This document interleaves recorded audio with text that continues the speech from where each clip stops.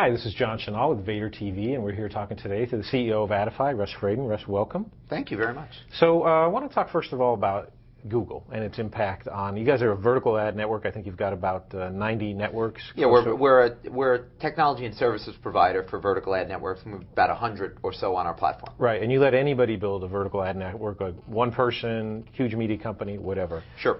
Now, we were talking earlier, you feel it's really distinct business that what you guys are in than what Google is in terms of the type of website that you sell ads to. Sure. Well, we think fundamentally that we enable our customers to do something that isn't particularly competitive with Google. Obviously, anyone in online advertising is in some way impacted by Google, right? They take a good chunk of the oxygen in any room. Right. But with that said, they are far stronger on the direct side than on the brand side, and there's a reason for that. It's not, you know, Google's assets, as someone I work with used to say all the time, Google's assets really are a combination of scale and computing power and technology.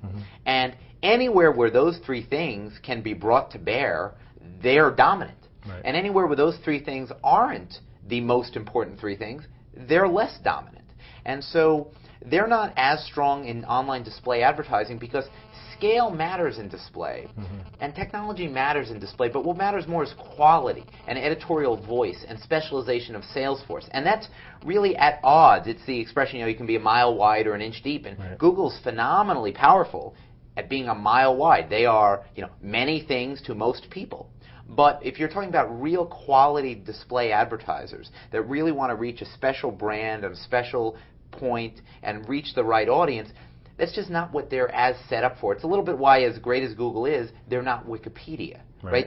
There's something about quality and editorial voice and real, culled together information and packaging that up and selling it to brand advertisers through the right sales force with the right connections, where that resonates, where the best publishers want to join the vertical network started by the anchor tenant brands that are most like them. And Google just can't really compete with a, Martha Stewart or a Gay Ad Network or an NBC. Which are on there. Those networks like that. are on there. And what is it that keeps buyers or publishers from just doing it themselves? I mean, instead of, because they just can't, there's not that many days in the week to meet with the ad buyers? Or? Yeah, I mean, scale is important, right? There's 130 million sites online, but there's a reason buyers don't buy direct from those sites. I mean, you have to find them. You have to know they're good quality. You have to make sure that they're not run by scam artists. You have to engage with them. You have to negotiate a transaction with them. You have to traffic to them. You have to get billed and paid. You want the data reportable by Comscore. So there is and always has been online massive value to collections of audiences, right? You need an audience of a certain size to get the time of day from an agency, and it's not because they're snooty, it's because they're busy. Agencies, talk to any media buyer, their voicemail box is full every single day by folks pitching them. And it's not that those folks don't all have great pitches, it's that they don't have enough time in the day to even evaluate them. So the benefits of all of the great,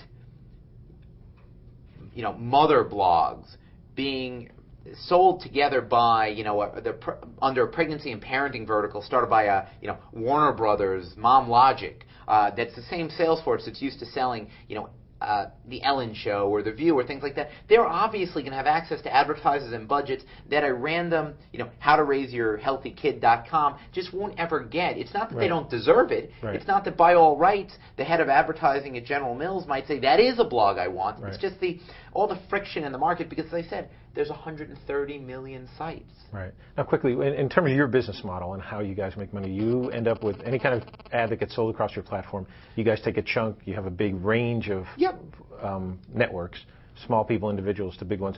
Where are you guys at on, could you talk about revenue or break even or traffic? So our core business model, we're really a technology provider with very, very unique technology. But I'd say about half our value isn't the technology. It's the expertise and the back office customer support and services, from trafficking to payment processing, tax filing. I mean, we'll pay, we probably filed 5,000 1099s this year for publishers, right? Fundamentally, running a network sounds like a good idea. It's why we have so many customers. But the back office of how do I deal with the technical support questions of the 400 publishers in my network? How do I physically pay them, cut the checks, do the reconciliation, is important and is expensive. And so Adify doesn't charge anything up front, and we don't have any minimums, because that allows us to have very small clients that are one-man shops doing small amounts of revenue, or very large enterprise enterprise clients like Warner Brothers and NBC and Martha Stewart. I'm trying to think of folks that have publicly announced with us.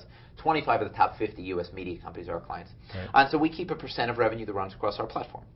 And it scales down with the higher volume you do. And that's very...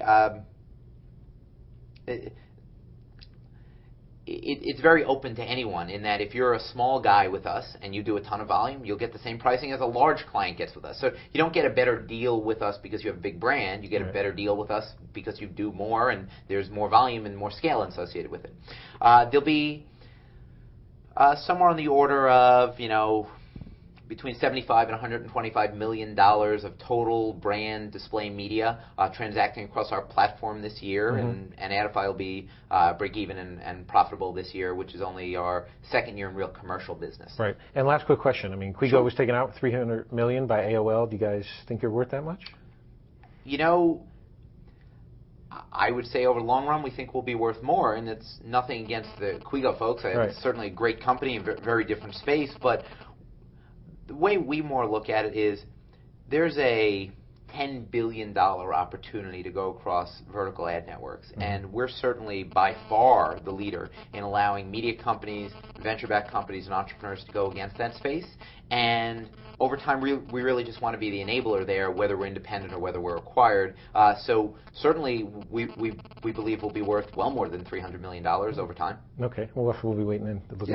Let's sooner rather than later. Okay. Thanks a lot for coming in. We're speaking today with Russ Fradin, the CEO of Adify. For Vader TV, this is John Chenal.